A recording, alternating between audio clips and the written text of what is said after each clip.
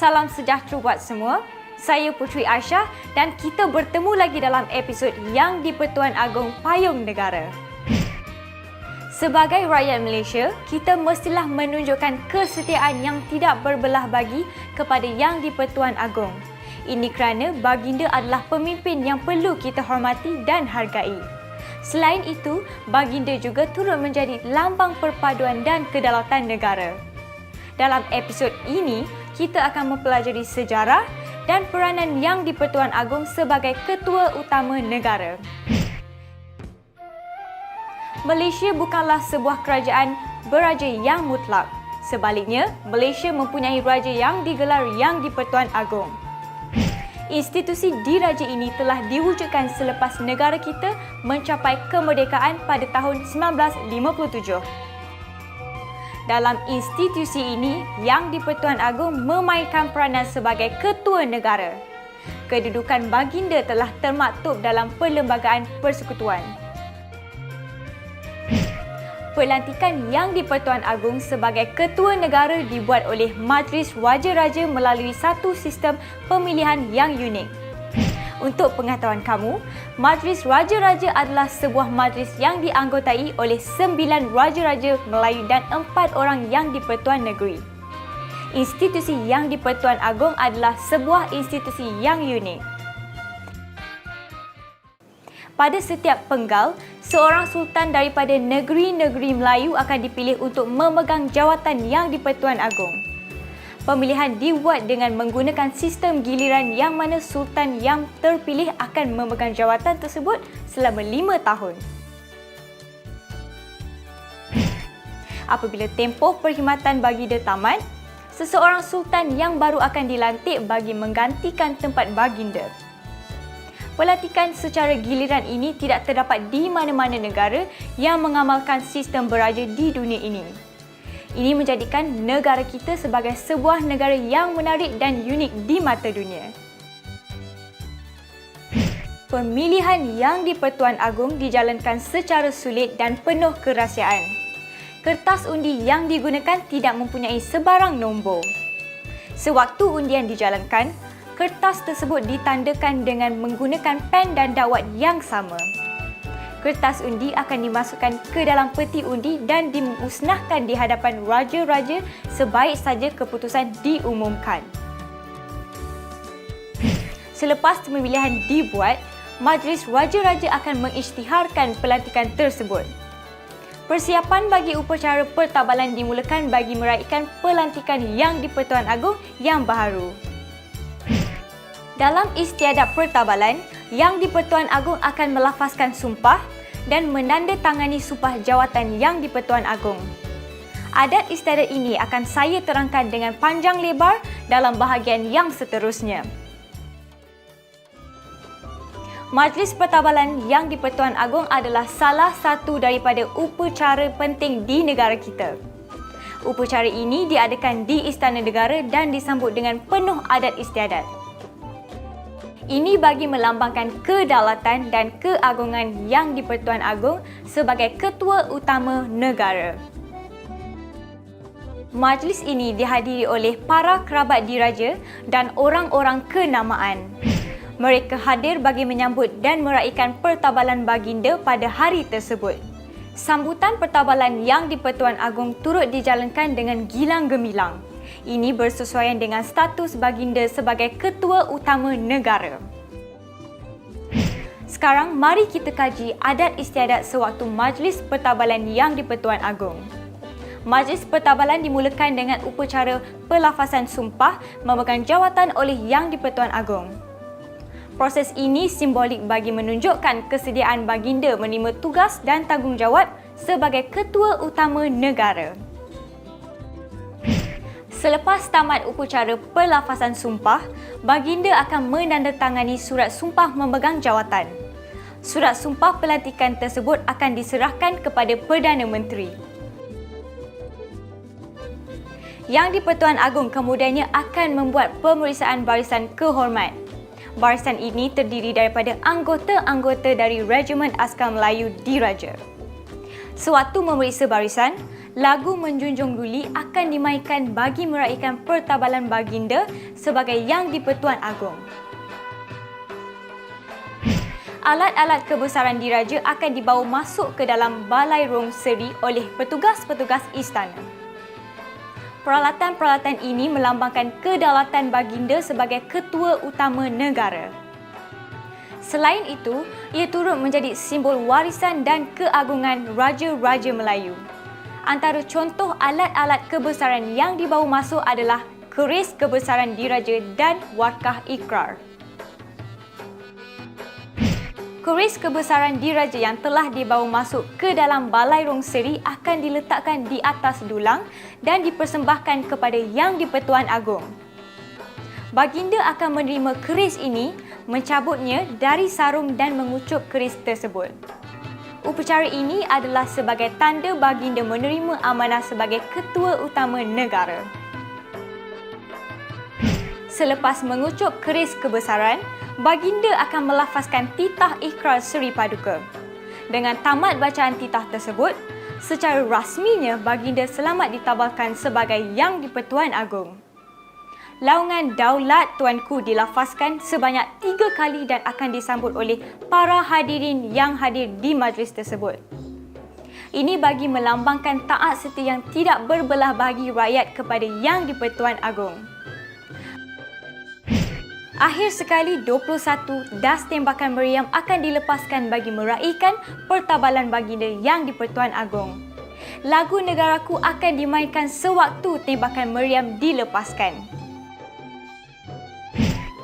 Sebagai ketua utama negara, Yang di-Pertuan Agong memikul pelbagai tugas dan tanggungjawab kepada negara. Menurut Perlembagaan Malaysia, bidang kuasa Yang di-Pertuan Agong merangkumi bidang perundangan, pentadbiran dan kehakiman. Oleh itu, sudah menjadi tanggungjawab kita sebagai rakyat Malaysia untuk menyanjung kedudukan Yang di-Pertuan Agong sebagai pemimpin utama negara kita. Sekarang, mari kita kaji peranan dan bidang-bidang kuasa Yang di-Pertuan Agong. Pertama sekali, Yang di-Pertuan Agong memainkan peranan sebagai ketua agama Islam bagi negeri-negeri yang tidak mempunyai raja. Negeri-negeri tersebut adalah Pulau Pinang, Melaka, Wilayah Persekutuan, Sabah dan Sarawak. Sebagai ketua agama Islam, baginda bertanggungjawab melindungi dan menjaga kesucian agama Islam yang menjadi agama rasmi negara kita. Kedua, Yang di-Pertuan Agong bertanggungjawab melantik Perdana Menteri dan anggota Jemaah Menteri. Pada kebiasaannya, baginda akan melantik semua menteri atas nasihat dan cadangan Perdana Menteri. Namun begitu, seorang Perdana Menteri hendaklah dilantik terlebih dahulu dari Dewan Rakyat. Ketiga, Yang di-Pertuan Agong turut memainkan peranan ketika persidangan di Parlimen. Antara bidang-bidang kuasa baginda adalah memanggil Parlimen bermesyuarat dari semasa ke semasa, memberhentikan dan membubarkan Parlimen, memberi ucapan dalam mana-mana majlis Parlimen dan memperkenankan rang undang-undang. Keempat, Yang di-Pertuan Agong bertanggungjawab melantik Yang di-Pertua Negeri bagi negeri-negeri yang tidak mempunyai raja. Pemilihan calon bagi jawatan tersebut dilakukan selepas baginda berunding dengan ketua menteri bagi negeri-negeri tersebut terlebih dahulu. Pada kebiasaannya, Yang di-Pertua Negeri akan dilantik selama sepenggal atau selama 4 tahun. Namun, tempoh ini boleh dipanjangkan mengikut kesesuaian. Kelima, Yang di-Pertuan Agong turut berperanan sebagai pemerintah tertinggi Angkatan Tentera Malaysia. Oleh sebab itu, kesemua anggota Angkatan Tentera Malaysia harus melafazkan kesetiaan yang tidak berbelah bahagi kepada baginda.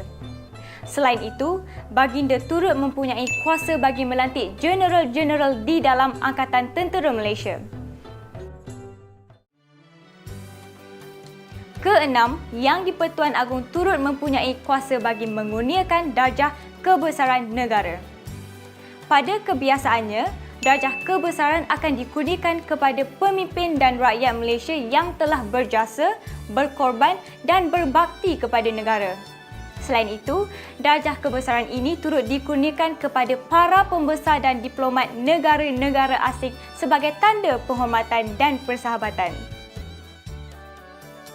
Dan akhir sekali, Yang di-Pertuan Agong bertanggungjawab menerima duta-duta dari negara luar yang menjalankan lawatan diplomatik di negara kita. Lambang kemegahan dan kebanggaan Yang di-Pertuan Agong sebagai Ketua Utama Negara dapat dilihat melalui pakaian, alat kebesaran, adat istiadat, warna diraja dan bahasa istana. Ini mencerminkan kedudukan Baginda sebagai pemimpin tertinggi dalam pemerintahan negara kita. Antara simbol yang menunjukkan kedaulatan Yang di-Pertuan Agong adalah pakaian kebesaran diraja. Ia adalah warisan negara kita sejak dari zaman Kesultanan Melayu Melaka. Ia juga adalah salah satu warisan negara yang harus kita banggakan. Sekarang, mari kita kaji alat-alat kebesaran dalam pakaian kebesaran diraja. Tengkolok diraja diperbuat daripada kain sutera yang ditenun diikat pada hulunya. Tengkolok Yang di-Pertuan Agong berwarna hitam dan bersulamkan benang emas. Soli atau ikatannya dinamakan dendam tak sudah. Muskat adalah persalinan rasmi Seri Paduka Baginda Yang di-Pertuan Agong. Ia dipakai sewaktu majlis rasmi seperti istiadat kebesaran diraja dan juga sewaktu hari pertabalan baginda. Muskat yang berasal dari negeri Kedah diperbuat daripada benang bulu yang berwarna hitam. Ia turut dijahit dengan sulaman benang emas. Selain itu, terdapat sulaman bunga raya yang melambangkan bunga kebangsaan. Keris pendek diraja diperbuat daripada mata keris lama. Hulu keris ini bersarung gading dan bertatahkan emas. Keris ini akan disemat pada pinggang Yang di-Pertuan Agong. Keris panjang diraja pula adalah alat kebesaran utama dalam istiadat pertabalan Yang di-Pertuan Agong. Seluruh permukaan keris dari hulu sehinggalah ke sarungnya bersalut emas. Mata keris itu ditempa daripada besi wajah yang diambil daripada 11 bilah keris di negeri-negeri dalam Persekutuan Tanah Melayu. Pending diraja pula adalah hiasan pada tali pinggang atau bengkung. Ia diperbuat daripada emas 10 mutu dan bertatahkan sulaman permata delima. Selain Yang di-Pertuan Agong, Raja Permaisuri Agong turut memakai alat-alat kebesaran ketika memakai pakaian kebesaran diraja. Mari kita kaji alat-alat kebesaran tersebut.